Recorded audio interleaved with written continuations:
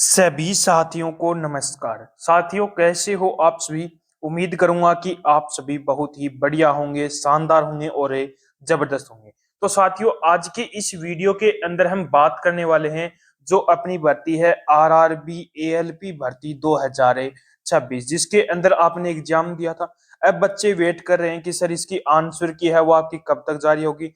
Total कितने कैंडिडेटों ने यहाँ पर फॉर्म अप्लाई किया था, प्रजेंट यहाँ पर कितने कैंडिडेट हुए थे, सीबीटी वन में कितने कैंडिडेटों को पास किया जाएगा, एग्जाम का लेवल क्या रहा है, नॉर्मलाइजेशन क्या रहा है, और जो हमारी सीबीटी वन को क्वालिफाई करने के लिए हमारे कितने मार्क्स होने चाहिए कि तब हम सीबीटी टू की तैयारी करना स्टार्ट करें। तो ये पूरी डिटेल इस वीडियो के अंदर आपकी हर एक डाउट आपका इस वीडियो के अंदर क्लियर होने वाला है। तो वीडियो में लास्ट तक जरूर बने रहना।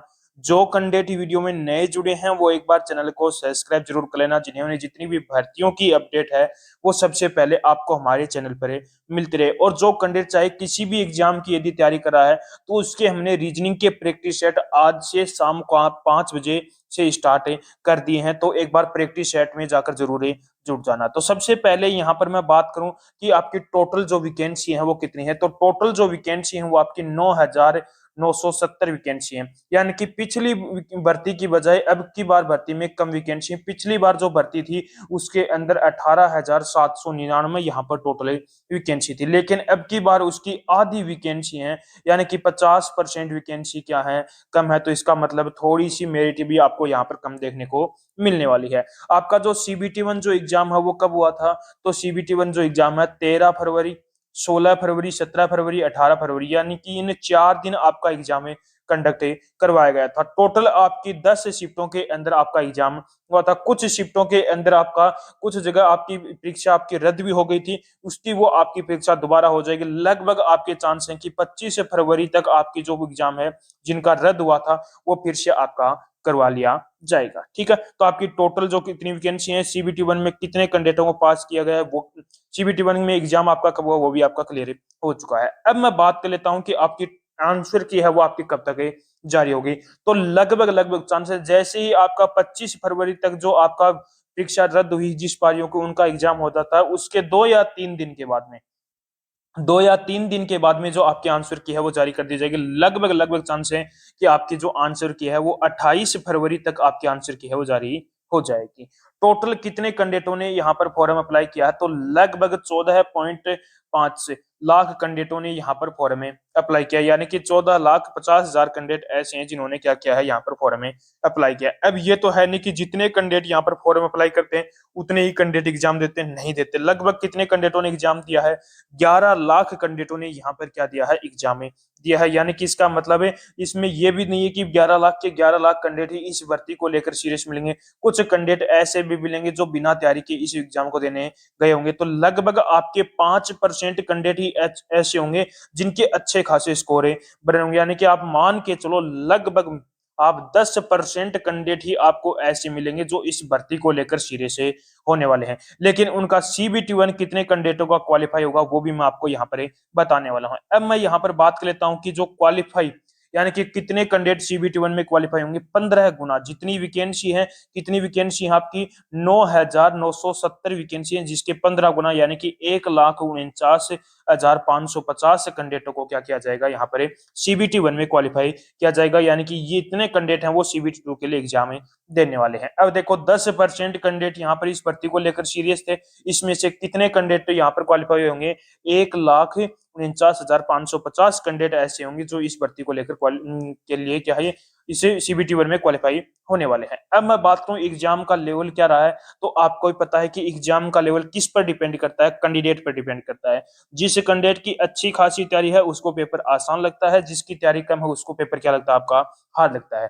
तो मैथ्स के पार्ट की बात करूं तो मैथ का पार्ट आपका मॉडरेट टू आपका हार्ड देखने को मिला है। रीजनिंग के पार्ट की बात करूं तो रीजनिंग का पार्ट भी आपका मॉडरेट यहाँ पर देखने को मिला। मतलब यहाँ पर मैथ और रीजनिंग के आपके 60 प्लस यहाँ पर क्वेश्चन यहाँ पर देखने को मिले हैं। यानी कि जो आपका साइंस और जीके का जो मार्क्स है वो आपके क्या हो गए यहाँ पर कम हो गए, क्योंकि सबसे ज्यादा मैथ और रीजनिंग यहाँ से आपसे पूछी जा रही है। साइंस की बात करूं तो साइंस का पार्ट आपका मॉडरेट रहा, जीके और जीएस का पार्ट आपका क्या रहा है यहाँ पर हार्ड रहा। तो जीके और जीएस चाहे आप कोई भी भर्ती देख लेना, उसके अंदर लगभग बच्चे बोलते हैं कि सर जीके और जीएस का पार्ट क्या रहा है यहाँ पर हार्ड रहा। ठीक है, उसके बाद में मैं बात कर लेता हूँ जो आपकी हार्ड शिफ्ट कौन सी है और मॉडरेट शिफ्ट आपकी कौन सी है। तो हार्ड शिफ्ट की बात करूं तो 13 फरवरी की आपकी फर्स्ट शिफ्ट हार्ड है, 16 फरवरी की आपकी फर्स्ट शिफ्ट हार्ड है, 17 फरवरी की सेकंड शिफ्ट हार्ड है और 18 फरवरी की सेकंड शिफ्ट आपकी हार्ड रहने वाली है। यदि इन शिफ्टों के अंदर एग्जाम दिया है तो आपको पूरा तो कंफर्म नहीं है, लेकिन लगभग लगभग आपके यहाँ पर 7 से लेकर 10 मार्क्स तक का यहाँ पर नॉर्मलाइजेशन में फायदा देखने को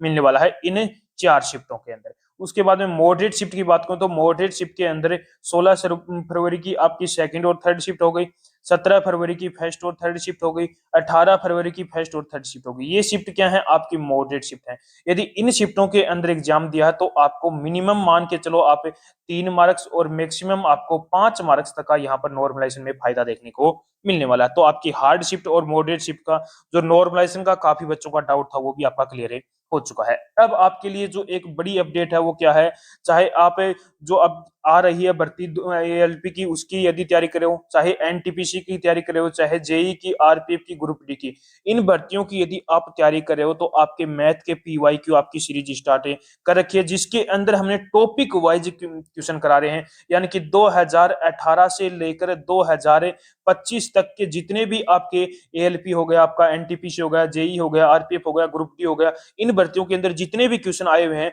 उनको हमने type wise and topic wise divide करके हमें करा रहे हैं, जिसके अंदर हमारे 22 प्रैक्टिस सेट आपके हो चुके हैं, जो आपके टॉपिक वाइज प्रैक्टिस सेट रहने वाले। प्रत्येक प्रैक्टिस सेट के अंदर 15 क्वेश्चन मैंने लिए हैं, तो ये प्रैक्टिस सेट एक बार जाकर जरूर लगाना। अब इन प्रैक्टिस सेट की आपकी प्लेलिस्ट कहाँ मिलेगी, तो इसी वीडियो के डिस्क्रिप्शन में आपको इसकी प्लेलिस्ट का लिंक आपको मिल जाएगा। उसके बाद में जो आपकी एक और अपडेट है कि जो आप यदि कोई भी कैंडिडेट एसएससी की किसी एग्जाम या आपका कोई साथी एसएससी किसी एग्जाम की तैयारी कर रहा हो, या रेलवे की कोई कैंडिडेट तैयारी कर रहा है, या पुलिस एग्जाम कोई भी पुलिस एग्जाम जैसे कि दिल्ली पुलिस हो गया, यूपी पुलिस हो गया, जैसे एसएससी की बात करूं सीजीएल, सीएचएसएल, एमटीएस, जीडी, यानी कि रेलवे के अंदर आपकी ग्रुप डी हो गया, एनटीपीसी हो गया, जेई हो गया, एएलपी हो गया, इनकी तैयारी कराओ।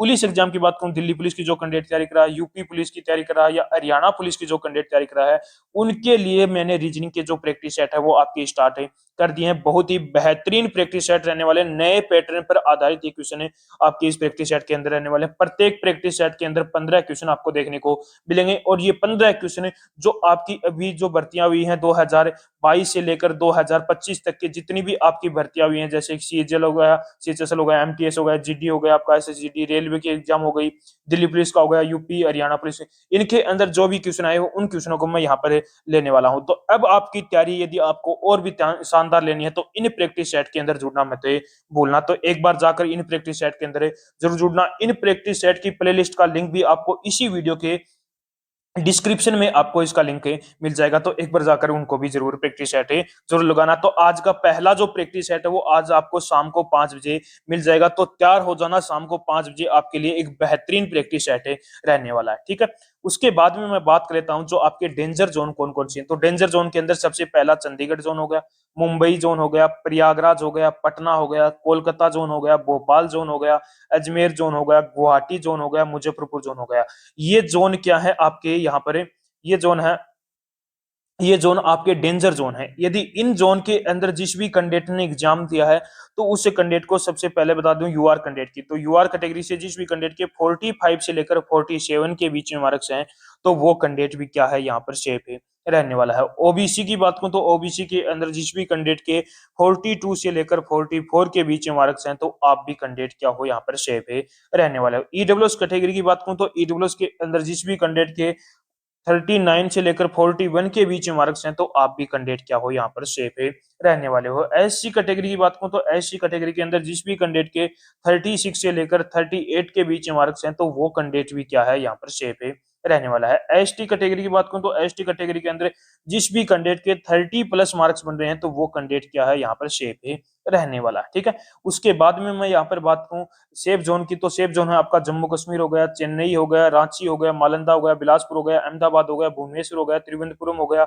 सिकंदराबाद हो गया, बेंगलुरु हो गया और सिलीगुड़ी। ये जोन क्या है, आपके सेफ जोन है। यदि इन जोन के अंदर यदि आपने एग्जाम फॉर्म अप्लाई किया था तो आपके मिनिमम मान के चलो उससे ही कम आपके मार्क्स यहाँ पर देखने को कट ऑफ है वो देखने को मिलेगी। सबसे पहले यूआर कैंडिडेट की बात करूं